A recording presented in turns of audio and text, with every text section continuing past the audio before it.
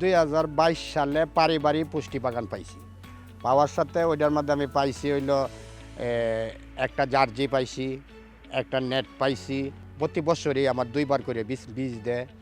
আমি এনে 5টা বেড করছি। 5টা বেডের মধ্যে 1.5% জায়গা। 5টা বেডের মধ্যে আমি একটার মধ্যে ওহন আছে হইল 2টা হইল লতানুজাত সবজি মাছা, আর হইল 4টে হইল 3টে হইল আমার বাগান। একটার মধ্যে আছে হইল মরিচ, একটার মধ্যে আছে বেগুন, একটার মধ্যে আছে হইল কালার ফুলকপি, একটার মধ্যে আছে ধনিয়া পাতা, আর একটার মধ্যে আছে হইল কুমড়া, আর একটার মধ্যে আছে হইল শীতলাউ, মানে হাজারি শীতলাউ যেটা ডাইন, এটা দিছি আমি। একটা গাছের থেকে আমার এনে পুষ্টি বাগানে মাত্র 4টা গাছ।